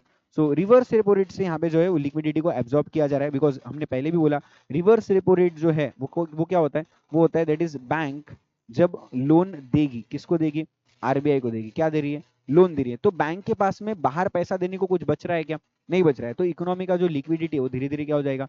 कम हो जाएगा। जब बैंक अपने कस्टमर्स को लोन दे नहीं पाएगा, है ना, तो जब उनके कस्टमर को लोन नहीं देगा तो उनके पास में पैसा कम हो जाएगा और लिक्विडिटी धीरे धीरे कम हो जाएगी। ठीक है, so reverse repo rate is the correct answer. ठीक है, monetary policy committee sets, monetary policy committee क्या सेट करती है? That is SLR, CRR, repo rate and bank rate. So SLR अपन यहाँ पे बोल सकते हैं जहाँ पे स्टैट्यूटरी लिक्विडिटी रेशो की बात की वाली है। ठीक है, स्टैट्यूटरी लिक्विडिटी रेशो के अंदर अपने बात करते हैं कि भाई बैंक को जो है वो कुछ रिजर्व क्रिएट करना पड़ेगा ऑन देयर डिपॉजिट्स, है ना, खुद के पास ही करना है, आरबीआई के पास करना नहीं है। ठीक है, okay next, CPI inflation target under the current framework कितना है? दैट इज 2% का टारगेट है, मैक्सिमम 4 एंड बिलो 2, तो 4 एंड प्लस माइनस 2 की हमने यहाँ पे बात करनी है ना। यस, प्लस माइनस 2 मतलब ऊपर और 2% तक और नीचे 2% तक, यानी 4 से 6 हो सकता है या 4 से 2 हो सकता है, इतना हमारा बैंड है, ऐसा अपन बोल सकते हैं ना। 4% प्लस माइनस 2%। ओके चलो, क्वेश्चन नंबर 93, डीलर जो दो ब्रांडेड मोटरसाइकिल्स बेचता है, एक है रॉयल दूसरी है हीरो। अभी दो प्रोडक्ट्स की बात हो रही है और दोनों भी क्या हो गए फिर एक दूसरे के लिए सब्सटीट्यूट्स हो गए। क्या हो गए बच्चों? सब्सटीट्यूट्स हो गए। ठीक है, अभी अगर क्या बोला हुआ है कि अगर अपन ऑब्जर्व कर रहे हैं रॉयल ने अपनी प्राइसेस 10% से बढ़ाई है, तो हीरो की डिमांड कितने से बढ़ गई? 15% से बढ़ गई। ऑब्वियसली बात है कि सब्सटीट्यूट से तो एक की प्राइस बढ़ने से दूसरे की डिमांड बढ़नी चाहिए। तो यहाँ पे हो क्या रहा है देखो, percentage change in quantity demanded कितना है? 50%, 15%, और परसेंटेज चेंज इन प्राइस कितना है? 10%। आपको पूछा है क्रॉस इलास्टिसिटी कैलकुलेट करो। दोनों भी बिल्कुल पॉजिटिव है क्या? यस, क्योंकि दोनों भी इंक्रीज की बात कर रहे हैं। तो 15 डिवाइड बाय 10 करेंगे तो कितना आएगा? Plus 1.5। Option number A is correct. Which of the following statement is correct? कौन सा फॉर्मूला बिल्कुल भी करेक्ट है? टोटल कॉस्ट का फॉर्मूला होता है that is TVC plus TFC, है ना। तो अगर मैं इसको थोड़ा चेंज करता हूं तो मुझे देखना पड़ेगा कि कौन सा फॉर्मूला बिल्कुल भी सही है। Total cost is equals to TVC minus TFC होगा क्या? नहीं होगा। ठीक है, TFC is equals to total cost minus TVC, ऐसा हो सकता है क्या? देखो, टोटल कॉस्ट माइनस टीवीसी करूंगा तो टीएफसी बच जाएगा क्या? यस, टीवीसी को इज इक्वल्स टू के उधर भेजना पड़ेगा, तो पॉसिबल है। That is option number B is correct. Violation of law of demand कब होने वाला है? सब्स्टिट्यूशन इफेक्ट नेगेटिव हो जाए तब? नहीं, तब तो बिल्कुल लॉ सही हो जाएगा, बिल्कुल वायलेट ही नहीं होगा। ठीक है, इनकम इफेक्ट नेगेटिव हो जाए तब? नहीं, तब भी वायलेशन नहीं होगा, तब भी लॉ सही हो जाएगा। Negative income effect is less then substitution effect, नहीं, तब भी लॉ वायलेट नहीं होगा। लॉ वायलेट कब होगा? जब नेगेटिव इनकम इफेक्ट जो है वो ज्यादा हो जाए सब्स्टिट्यूशन इफेक्ट से। अगेन ये पॉइंट कहां समझने मिलता है? ये पॉइंट समझने मिलता है again rational behind law of demand के अंदर, जहां पे अपन बात करते हैं about the income effect substitution effect के बारे में, है ना। तो वहां पे गिवन गुड्स के एग्जांपल के साथ आपको मॉड्यूल में बोला हुआ है कि अगर इनकम इफेक्ट आपका ओवरवे कर जाता है सब्स्टिट्यूशन इफेक्ट को, तो यहाँ पे एक्सेप्शन क्रिएट हो जाएगा। ठीक है, सो यहाँ पे डी ऑप्शन बिल्कुल भी सही है। ठीक है, टोटल कॉस्ट का है भाई, इक्वेशन दिया है 2000 plus 15Q minus 6Q 2 plus Q3। तो टोटल फिक्स कॉस्ट कितना है आपको बताना है एट द क्वांटिटी ऑफ 2000। देखो, अभी इस 2000 को गलती से भी इक्वेशन में रख के कुछ कैलकुलेट करने की कोशिश मत करो, बिकॉज हमने अभी अभी बोला टोटल कॉस्ट क्या होता है? Total fix cost plus total variable cost. तो अभी वेरिएबल कॉस्ट क्या होता है? जो क्वांटिटी पे डिपेंड करता है। फिक्स कॉस्ट क्या है? जो इररिस्पेक्टिव ऑफ प्रोडक्शन आपको रखना है, मतलब वो क्वांटिटी पे डिपेंड नहीं करता। अभी इस इक्वेशन के अंदर 2000 ऐसा कॉस्ट है जो क्वांटिटी पे डिपेंड कर रहा है क्या? नहीं कर रहा है। तो मतलब 2000 आपके लिए क्या हो गया? फिक्स कॉस्ट हो गया ना दोस्तों, राइट। तो डायरेक्टली सीधा सीधा सवाल है, that is your option number A is correct. ठीक है, अगेन आपको question number 97 calculation based question पूछा गया है। ठीक है, आपको बताना है कि आपका परफेक्टली कॉम्पिटिटिव इंडस्ट्री के अंदर मार्केट का इक्विलिब्रियम प्राइस और इक्विलिब्रियम क्वांटिटी क्या होगा। देखो, इक्विलिब्रियम प्राइस और इक्विलिब्रियम क्वांटिटी कैलकुलेट करने के लिए आपको ये समझना पड़ेगा that is at the situation जब आपका मार्केट का इक्विलिब्रियम होता है ना, तो आपका quantity demanded is equals to quantity supplied हो जाता है। दो इक्वेशन जो हमको यहाँ पे दिए उन दोनों को अपन क्या करते हैं बच्चों? इक्वेट कर देते हैं। इक्वेट करने से आपका आंसर बिल्कुल भी आ जाएगा, आपको प्राइस फाइंड आउट हो जाएगी, है ना। तो मैंने क्या कर दिया, 12 माइनस 3 कर लिया, 3 को इज इक्वल्स टू के इधर लाऊंगा और 2 को इज इक्वल्स टू के उधर भेज दूंगा, तो प्लस 2p हो जाएगा। ठीक है, तो 12 माइनस 3 हो गया 9 और ये हो गया 3p। अगेन 3 को इधर लेके आते हैं, so 9 divided by 3 is equals to p। So p का वैल्यू कितना हो जाएगा बच्चों? 3, यानी कि प्राइस कितना होगा? 3। अभी प्राइस 3 कहाँ पे हो देख लेते डायरेक्टली, प्राइस 3 कहाँ पे? ऑप्शन नंबर डी में। तो ये क्या हो गया बच्चों? बिल्कुल भी सही जवाब बन गया, सिंपल एकदम, है ना। नेक्स्ट, इकोनॉमिक्स के हिसाब से अपन कौन सी चीज में कंसर्न रखते हैं? वैल्यू इन यूज से कंसर्न रखते हैं क्या बच्चों? नहीं। एक्सचेंज वैल्यू से रखते हैं क्या? यस। देखो, ओनली नहीं, अपने को लेना है बट सिर्फ वही लेना है क्या? नहीं, है ना। एक्सचेंज वैल्यू ओनली, यस, अपने को सिर्फ एक्सचेंज वैल्यू से लेना देना है, अपने को वैल्यू इन यूज से कोई लेना देना नहीं। कहां समझ में आता है? चैप्टर नंबर 4 के यूनिट नंबर 1 इंट्रोडक्शनरी पार्ट के अंदर अपने को ये चीज समझ में आती है, जहां पे अपने को वैल्यू इन यूज और वैल्यू इन एक्सचेंज के बारे में इन्होंने डिस्टिंग्विश करके दिया हुआ है। ठीक है, which is the leading country in respect of inflow of FDI to India, मतलब कौन सी ऐसी कंट्री है जहां से फॉरेन डायरेक्ट इन्वेस्टमेंट इंडिया में सबसे ज्यादा आ रहा है? तो वो है हमारे लिए सिंगापुर। अगेन ये थोड़ा जीके बेस्ड क्वेश्चन इन्होंने यहाँ पे पूछ लिया, तो आपको अपडेट्स होने चाहिए, है ना? Yes, okay. अगेन देखो क्वेश्चन नंबर 100 जो यहाँ पे पूछा गया है, that is a repeat question, है ना? ये क्वेश्चन जो है वो रिपीट हुआ है, जो रिसेंटली अभी हमको पूछा गया था एट द क्वेश्चन नंबर 58, जहां पे हमने बोला था कि इन case of your supply curve, अगर ओरिजिन से अगर आपका सप्लाई कर्व जा रहा है तो वहां पे आपका इलास्टिसिटी कितना हो जाता है? इक्वल टू 1 हो जाता है। यहाँ पे आपका MTP1 खत्म हो गया है बच्चों। ऐसे ही MTP2 का वीडियो भी मैं जल्दी से आपके लिए अपलोड कर दूंगा, तो जरूर जरूर वीडियो को लाइक कीजिए, कमेंट कीजिए। आपको MTP2 चाहिए तो वीडियो में नीचे लिखना वी वांट MTP2, तो मैं जरूर आपके लिए MTP2 भी जल्दी से अपलोड कर दूंगा। चैनल को सब्सक्राइब कीजिए, इससे आने वाले और भी वीडियोस आप तक पहुंचते रहे, है ना? और अपने दोस्तों के साथ में दोस्तों शेयर कीजिए, उनको भी बताइए कि MTP1 देख के जाओ, बिकॉज कुछ क्वेश्चन यहाँ पे नए हैं, अच्छे हैं, जो आपको पता होना चाहिए। राइट, मिलते हैं अगले वीडियो में बच्चों, तब तक के लिए bye bye, take care and all the best for your exams. बहुत अच्छे से प्रिपरेशंस करो, 1.5 दिन का अच्छे से यूज करो, बहुत अच्छे से प्रिपेयर करके अपने एग्जाम्स दो। ठीक है बच्चों, ऑल द बेस्ट। और आने के बाद मुझे बताना कि पेपर कैसा रहा। मैं बहुत ही जल्दी आप लोगों के लिए आंसर शीट भी अपलोड कर दूंगा और पूरे के पूरे सोल्यूशन वीडियो भी मैं आपके लिए बना दूंगा, तो जरूर वो वीडियो भी देखना, चैनल को सब्सक्राइब करना, जिससे आप तक उस वीडियो का अपडेट जल्दी से पहुंच जाए। ठीक है, चलो, यस, बाय बाय बच्चों।